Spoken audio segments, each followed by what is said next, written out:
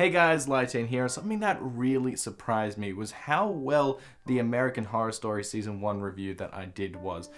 It has gone far beyond anything else on my channel, and it is incredibly humbling, and I'm so amazed and so thankful that you guys have watched it and, checked it out and sent me comments and all those kinds of things. It's really, really awesome. So of course, I'm gonna have to follow that up and talk about American Horror Story Season 2 and see if that's worth it.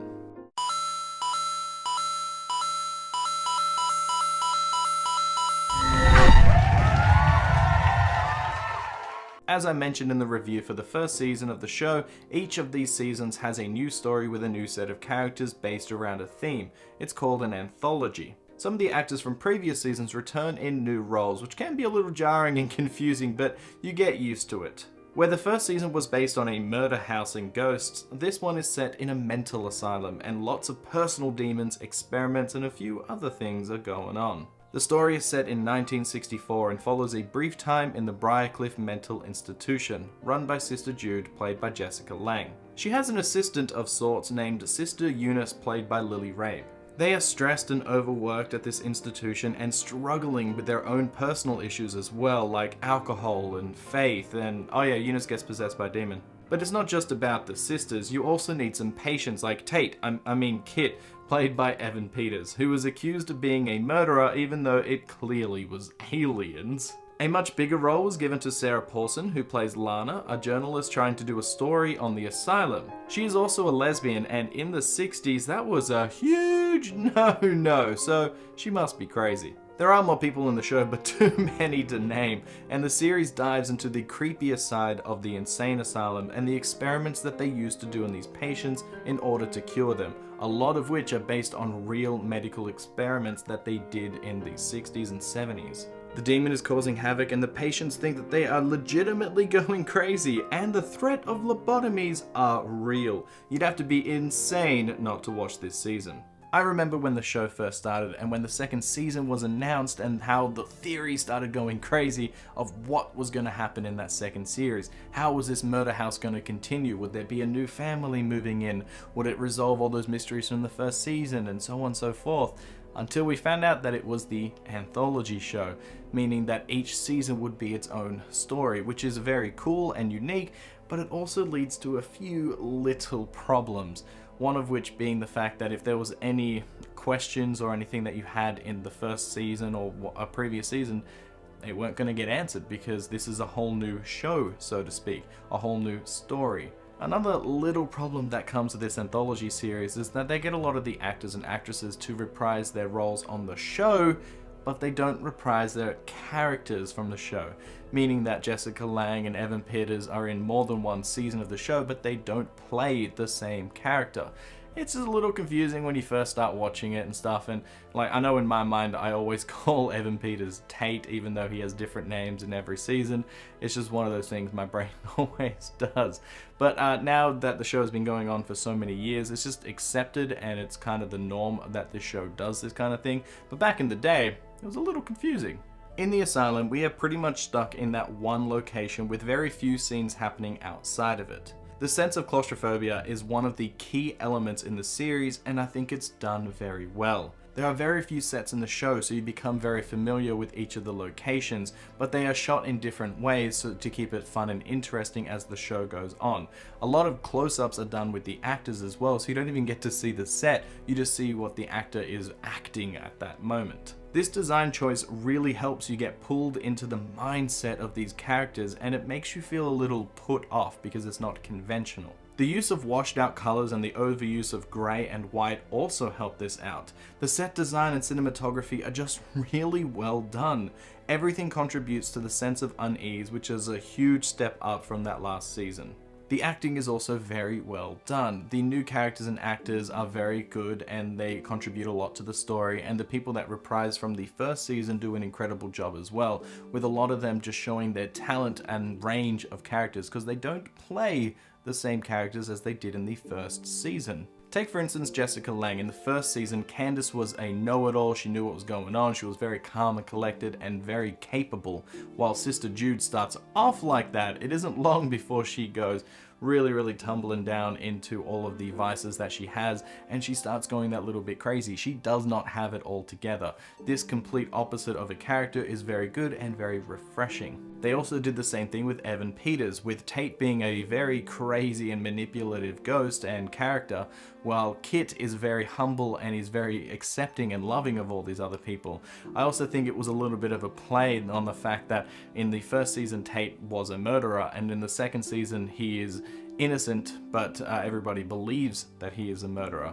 And because we as an audience have known that character from the first season, even though it's technically a new character and a new environment, we can't help but bring over some of those feelings to this person. So that disbelief of, yeah, he's probably a murderer, persists in the first part of the show. And I think they the creators played upon this, especially at the start.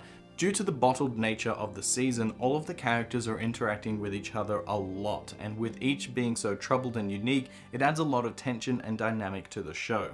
It also feels as though the story progresses better than in the first season, with less emphasis on a mystery and more on what the fate of the characters will be. Murder House was more about why is this happening and how, which kind of failed to be answered. Here it is more about what is Sister Jude's dark secret and what is going on with those experiments in the asylum.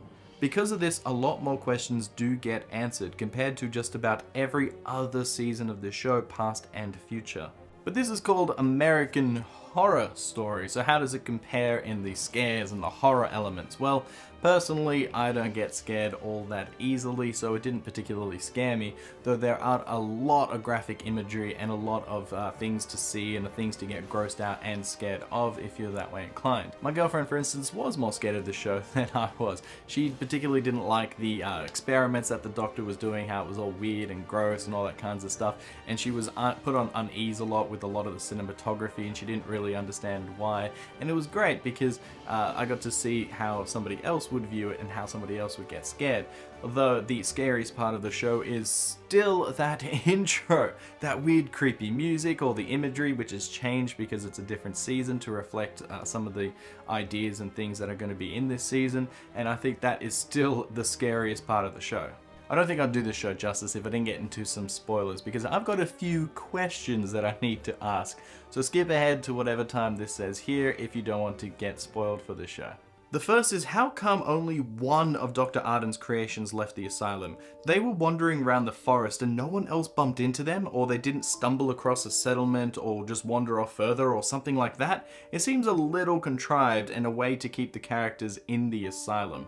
Now, a lot of people have a problem with the aliens because they leave a few unanswered questions, like why were they abducting people? Why were they watching Kit? Why did they get Grace pregnant? And why are their babies so special, and what does that mean for the show? Now, part of this vagueness of the show is probably due to the fact that this is how alien abduction stories are, vague and questionable. So they hit the nail on the head there, but it's still a little bit frustrating not to have closure. How did the devil possess Jed before Sister Eunice? And what was the devil's idea of trying to take over the Vatican as a woman in the 60s? Wouldn't it be easier to possess a man in order to do that? Anyway, one last thing I will say is that I love the fact that this show has a proper antagonist and isn't vague about it either, like in a lot of the other seasons. I also like the fall from grace that Sister Jude has, being in control to going insane, and that song is pretty catchy. It's a great translation and good build to the character. It is so well done, and the actress does an amazing job of it. In my opinion, American Horror Story Season 2, Asylum, is worth it. It has very good acting, the characters are all stand out and have such unique and fun personalities, the set design and cinematography is also very well done, and everything about the show just generates this sense of unease and creepiness, and it prevails through the entire season. This season is also probably the most coherent one of the entire show run, which is saying something because there's a lot of seasons in this show.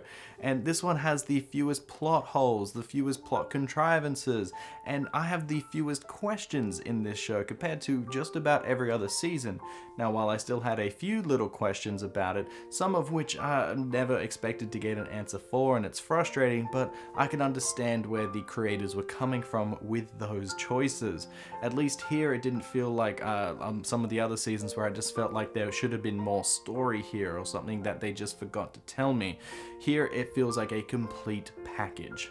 So guys, what did you think about American Horror Story Asylum? Did you like it? Did you hate it? Did you think it was the best season or the worst? And what about those aliens? Did you think they were great or did you think they sucked? Personally, I don't really mind what the aliens were doing. Like, they were just kind of around. They didn't really, do much. I really didn't mind them. A lot of people on the internet did, and I can understand why, but personally, they were fine.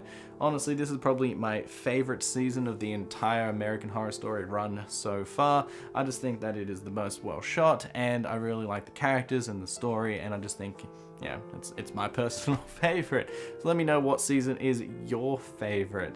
And guys, don't forget to like and subscribe, and I'll see you next time. Bye! Because of this, a lot more questions get answered, especially compared to every other season of the show prior and in the future. In the future. Damn, I almost said it right. In the future. Let me guys know what you think. I'm not doing another day because I've done too many. Let me guys know what you think.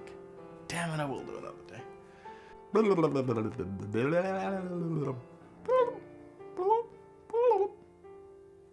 That's my review.